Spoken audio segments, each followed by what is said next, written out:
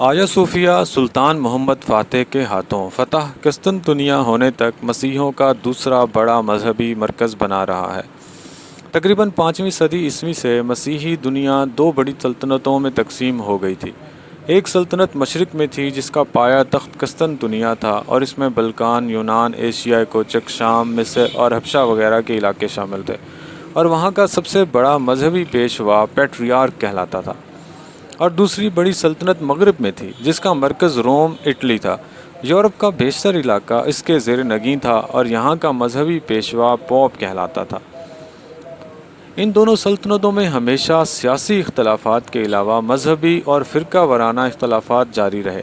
مغربی سلطنت جس کا مرکز روم تھا وہ رومن کیتھولک کلیسا فرقے کی تھی، اور مشرقی سلطنت آرتھوڈوکس کلیسا فرقے کی تھی۔ آیا صوفیہ کا چرچ یہ آرتھوڈوکس کلیسا کا عالمی مرکز تھا۔ اس چرچ کا سربراہ جو پیٹریارک کہلاتا تھا اس میں مقیم تھا، لہٰذا نصف مسیحی دنیا اس کلیسا کو اپنا مقدس ترین عبادت گاہ سمجھا کرتی تھی۔ آیا صوفیہ اس لحاظ سے بھی اہم تھا کہ وہ روم کے کیتھولک کلیسا کے مقابلے میں زیادہ قدیم تھا۔ اس کی بنیاد 3 صدی عیسوی میں اسی رومی بادشاہ قسطنطین نے ڈالی تھی جو روم کا پہلا عیسائی بادشاہ تھا، اور جس کے نام پر اس شہر کا نام بیزنطیہ سے قسطنطنیہ رکھا گیا تھا۔ تقریباً 1000 سال تک یہ عمارت اور کلیسا پورے عالم عیسائیت کے مذہبی اور روحانی مرکز کے طور پر استعمال ہوتی رہی۔ مسیحیوں کا عقیدہ بن چکا تھا کہ یہ کلیسا کبھی ان کے قبضے سے نہیں نکلے گا۔ اس سے ان کی مذہبی اور قلبی لگاؤ کا یہ عالم ہے کہ اب بھی آرتھوڈوکس کلیسا کا سربراہ اپنے نام کے ساتھ سربراہ کلیسائے قسطنطنیہ لکھتا آیا ہے۔ قسطنطین نے اس جگہ 360 عیسوی میں ایک لکڑی کا بنا ہوا کلیسا تعمیر کیا تھا۔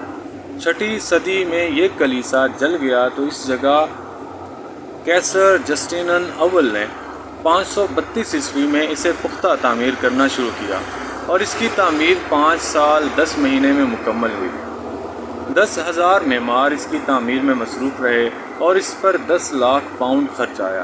اس کی تعمیر میں قیصر نے دنیا کے متنوع سنگ مرمر استعمال کیے۔ تعمیر میں دنیا کے خاص مصالحے استعمال کیے گئے۔ دنیا بھر کے کلیساؤں نے اس کی تعمیر میں بہت سے نوادر نذرانے کے طور پر پیش کیے، اور روایت ہے کہ جب جسٹینین اول اس کی تکمیل کے بعد پہلی بار اس میں داخل ہوا تو اس نے کہا، سلیمان، میں تم پر سبقت لے گیا۔ جب 1453 عیسوی میں عثمانی سلطان محمد فاتح نے قسطنطنیہ کو فتح کیا اور بازنطینیوں کو شکست ہو گئی تو اس شہر کے مذہبی رہنماؤں اور راسخ العقیدہ عیسائیوں نے اسی کلیسا میں اس خیال سے پناہ لے لی تھی کہ کم از کم اس عمارت پر دشمن کا قبضہ نہیں ہو سکے گا۔ مشہور انگریز مورخ ایڈورڈ گبن منظر کشی کرتے ہوئے لکھتا ہے کہ گرجا کی تمام زمینی اور بالائی گیلریاں باپوں، شوہروں، عورتوں، بچوں، پادریوں، راہبوں اور کنواری ننوں کی بھیڑ سے بھر گئی تھی۔ کلیسا کے دروازوں کے اندر اتنا ہجوم تھا کہ ان میں داخلہ ممکن نہ رہا تھا۔ یہ سب لوگ اس مقدس گنبد کے سائے میں تحفظ تلاش کر رہے تھے، جسے وہ زمانہ دراز سے ایک ملائے اعلیٰ کی لاہوتی عمارت سمجھتے آئے تھے۔ یہ سب ایک افتراء پرداز الہام کی وجہ سے تھا، جس میں یہ جھوٹی بشارت تھی کہ جب ترک دشمن اس ستون کے قریب پہنچ جائیں گے تو آسمان سے ایک فرشتہ ہاتھ میں تلوار لیے نازل ہوگا اور اس آسمانی ہتھیار کے ذریعے سلطنت ایک ایسے غریب آدمی کے حوالے کر دے گا جو اس وقت اس ستون کے پاس بیٹھا ہوگا۔ لیکن ترک عثمانی فوج اس ستون سے بھی آگے بڑھ کر صوفیہ کلیسا کے دروازے تک پہنچ گئی۔ نہ کوئی فرشتہ آسمان سے نازل ہوا اور نہ رومیوں کو شکست فتح میں تبدیل ہوئی۔ کلیسا میں موجود جمع عیسائیوں کا ہجوم آخر وقت تک کسی غیبی امداد کا منتظر رہا۔ بالآخر سلطان محمد فاتح اندر داخل ہو گئے اور سب کے جان مال اور مذہبی آزادی کی ضمانت دی۔ فتح کے دن فجر کی نماز کے بعد سلطان محمد فاتح نے یہ اعلان کیا تھا کہ انشاءاللہ ہم ظہر کی نماز آیا صوفیہ میں ادا کریں گے۔ چنانچہ اسی دن فتح ہوا اسی سرزمین پر پہلی نماز ظہر ادا کی گئی۔ اس کے بعد پہلا جمعہ بھی اسی میں پڑھا گیا۔ قسطنطنیہ چونکہ سلطان کی طرف سے صلح کی پیشکش کے بعد بزور شمشیر فتح ہوا تھا، اس لیے مسلمان ان کلیساؤں کو باقی رکھنے کے پابند اور مشروط نہ تھے، اور اس بڑے چرچ کے ساتھ جو توہمات اور باطل عقیدے وابستہ تھے انہیں بھی ختم کرنا تھا۔ اس لیے سلطان محمد فاتح نے اس چرچ کو مسجد میں تبدیل کرنے کا ارادہ کیا۔ چنانچہ اسے مال کے ذریعے خریدا گیا، اس میں موجود رسموں اور تصاویر کو مٹا دیا گیا یا چھپا دیا گیا اور محراب قبلہ رخ کر دی گئی۔ سلطان نے اس کے میناروں میں بھی اضافہ کر دیا تھا، اور اس کے بعد یہ مسجد جامع آیا صوفیہ کے نام سے مشہور ہو گئی، اور سلطنت عثمانیہ کے خاتمہ تک تقریباً 500 سال تک 5 وقتہ نماز ہوتی رہی۔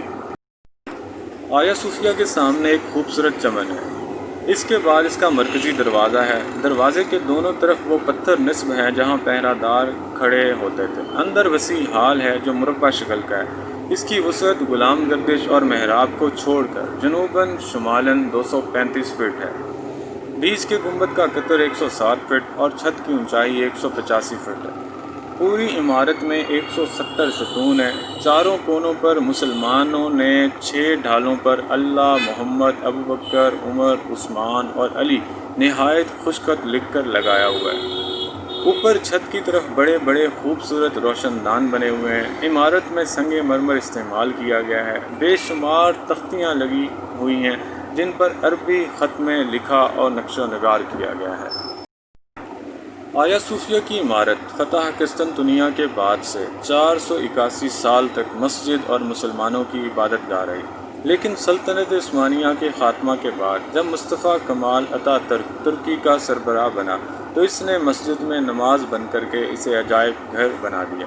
جولائی 2020 میں اسے دوبارہ 1935 سے قبل والی حیثیت دے دی گئی۔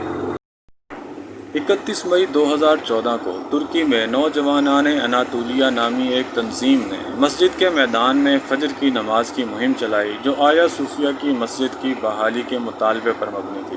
اس تنظیم کا کہنا تھا کہ انہوں نے 1.5 کروڑ لوگوں کے تائیدی دستخطوں کو جمع کر لیا ہے، لیکن اس وقت کے وزیر اعظم کے مشیر نے بیان دیا تھا کہ ابھی آیا صوفیہ کو مسجد میں بحال کرنے کا کوئی ارادہ نہیں ہے۔ 10 جولائی 2020 کو ترکی کی عدالت عظمیٰ نے آیا صوفیہ کو مسجد میں تبدیل کرنے کی قرارداد کو منظوری دی اور عجائب گھر کی حیثیت منسوخ کر کے سرکاری طور پر مسجد بحالی کا فیصلہ صادر کیا۔ بعد ازاں ترکی کے صدر رجب طیب اردوان نے آیا صوفیہ کی مسجد کی بحالی کے فیصلے پر دستخط کر دیے۔